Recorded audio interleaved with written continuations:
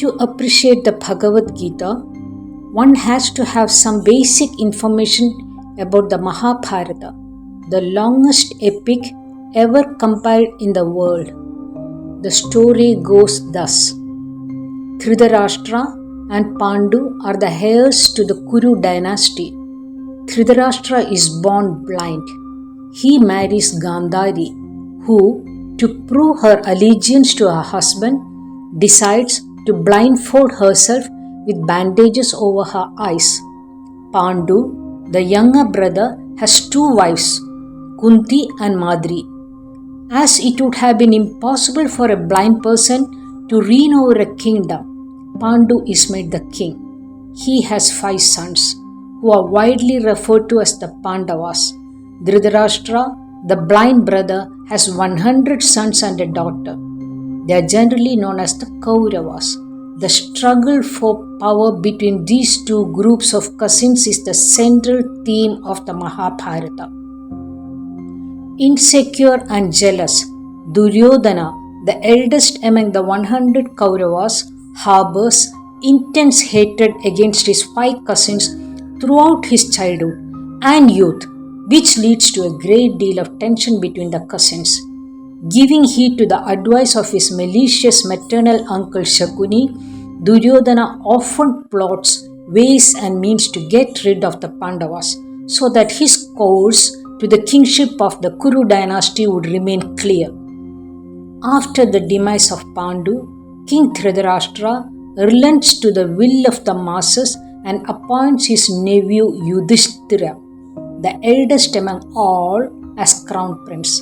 This goes against the selfish ambitions of father and son and drives the son into such a rage that he agrees to an evil plot by his uncle to murder Yudhishthira. Under Shakuni's direction, a unique palace is constructed which gives the impression that it is magnificent but is furtively built by integrating inflammable materials like wax, lacquer, oil, ghee, etc. into the structure. Duryodhana encourages his father to send the Pandavas to this palace during the celebration of Shiva Mahotsava. The plan is to wait for a convenient night and then set the palace on fire. The Pandavas have a great feast in which the entire village participates. A forest woman and 5 men, after consuming a bit too much of the liquor served, fall unconscious in the palace halls. The same night, the Pandavas themselves set fire to the lacquer palace and escapes through a secret tunnel that had been built under the instruction of Vidura, their paternal uncle, an extraordinarily wise man who had unearthed the malevolent strategy of Shakuni beforehand. The townsfolk, taking it for granted that the palace had burned down along with the Pandava family, believed their death. After the flight from the palace, the 5 brothers and their mother live in the forest disguised as Brahmins. They happen to hear from a group of travelling sages about a Swayamvara being held in the kingdom of Panchala to offer Princess Draupadi's hand in marriage to the winner. Swayamvara used to be a ceremony in which the princess of a region is allowed to select her bridegroom. The bridegroom is to be selected through a most challenging contest of archery, and Arjuna, the peerless archer, enters the competition and wins. Draupadi is married off to him. Many of the dignitaries present there are certain that only the ace archer Arjuna could have won the contest, and so the rumor quickly spreads that Arjuna is alive.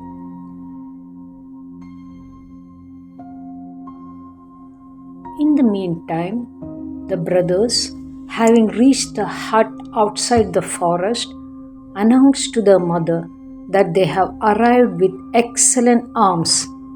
Kunti, busy cooking food for her sons, replies without bothering to look back, "Share the arms equally amongst the 5 of you." Even though erroneously spoken, the mother's word is the last word for the Pandavas, and the princess is subsequently married to all the 5 brothers. When Dhritarashtra hears that his 5 nephews are alive, he invites them back to the kingdom. However, in their absence, Duryodhana had been enthroned as crown prince. Upon the return of the Pandavas, the issue of returning the crown to Yudhishthira is debated. To be seen justifiable to both princes, Dhritarashtra decides to partition the kingdom. He retains the well-developed Hastinapur for himself and Duryodhana and gives the barren and arid lands of Khandavaprastha to his nephews. But in spite of the injustice meted out to them, the competent Pandavas graciously accept what has been offered and astutely build up their land, turning it into a great and prosperous city as charming as the heavens. The region comes to be known as Indraprastha. Reeling under the loss of half of his future kingdom, Duryodhana's jealousy and rage are further fueled by the success and prosperity of the Pandavas. Eventually, Shakuni plots yet another ploy and gets Duryodhana to invite the Pandavas over to his court for a game of dice. Shakuni, a grand master at gambling, owned a pair of dice that magically did his bidding. Yudhishthira loses everything he possessed and eventually his kingdom. He is then enticed by Duryodhana and Shakuni to place his brothers as bets. Yudhishthira, an epitome of dharma who could never go back on his word, puts his brothers at stake and loses the gamble. He then places himself at stake and loses. Duryodhana, full of malevolence, now suggests that he still has his wife Draupadi, and if Yudhishthira wins, he could return everything to the Pandavas. Yudhishthira falls for the ruse and gambles on Draupadi and loses. At Duryodhana's behest, his younger brother Dussasana drags Draupadi to the royal court, pulling her by her hair, asserting that she, like the Pandava brothers, was now their slave. This causes immense anguish amongst the great warriors seated in the court, but each of them, namely Bhishma, Dronacharya and Kripacharya, remained silent. That turned out to be their biggest mistake. Duryodhana orders Dussasana to disrobe Draupadi in front of everyone. The elders and the warriors in the audience are shocked, but they still do not intervene. As Dussasana begins to disrobe her, the disgraced and distraught Draupadi prays in all earnest to Krishna for shielding her honor, and Sri Krishna, the divine entity, comes to her rescue. She is provided with a garment of unending length so that her honor remains intact. Finally, as the king realizes that this humiliation could prompt Draupadi to curse his sons, he intervenes, apologizing to her for the misconduct of his sons. He returns everything that the Pandava brothers had lost at the dice game, releasing them from the bondage of slavery. Incensed at the loss of all that he had won, Duryodhana threatened suicide and coerces his father into inviting the Pandavas for one last round of gambling, the terms of which are that the loser would be condemned to 12 years of exile into the forest and yet another year to be spent incognito. Another term of the game is that if they are discovered during the 13th year, still another cycle of 13 years would ensue. Obeying their uncle's commands, the Pandavas play the game and once again lose to Shakuni's deception. Insult paves the ground for action. The patience has been pushed to its edge. During the 12 years of exile in the forest, they prepare for war. Arjuna performs hard penance and wins the entire range of celestial weapons as boons from the gods. During the 1-year period under cover, they live in the Virat kingdom. Yudhishthira takes up employment as the king's counselor. Bhima works in the royal kitchens. Arjuna turns himself into a eunuch and teaches the palace maidens how to sing and dance. The twins work at the royal stables and Draupadi becomes a handmaiden to the queen. After the incognito period, during which they are not discovered despite Duryodhana's maximum efforts to trace them, the Pandavas divulge their identity. Overwhelmed, the Virat king offers his daughter in marriage to Arjuna, but he declines the offer as he had been her dance teacher the past year. For the instructor, the student is like an offspring. The princess is instead married off to Arjuna's son Abhimanyu. At this wedding ceremony, a large number of Pandava allies gathered to draw out a war strategy.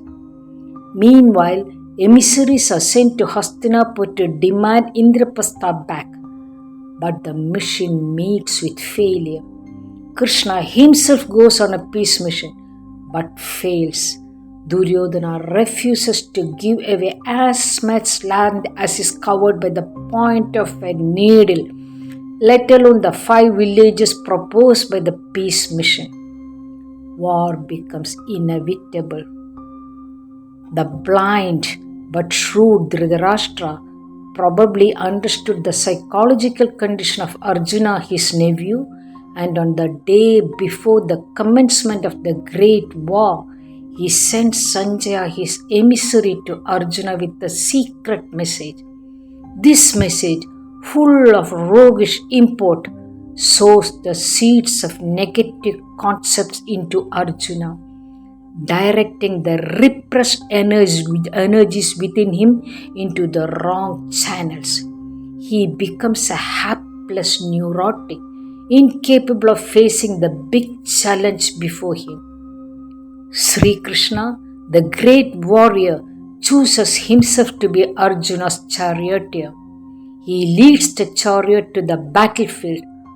Large in number, better equipped, more liberal in supplies, and commanded by well-known personalities, the Kaurava formation, expanding itself like an eagle, stand poised to swoop down upon the smaller army of the Pandavas.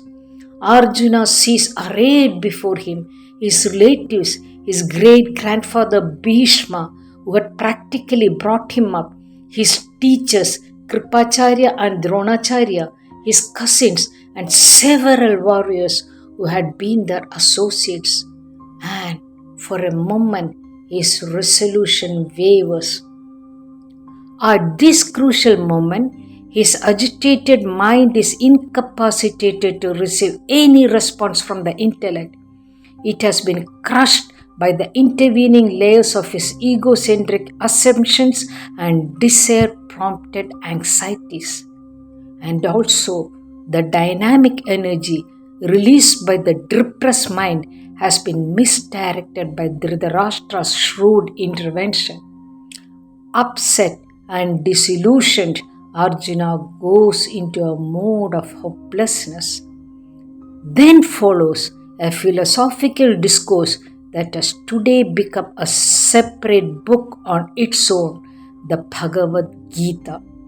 To recuperate his confidence, Krishna explains to Arjuna the transience of life, the importance of performing one's intended duty, and the need to stick to the path of righteousness.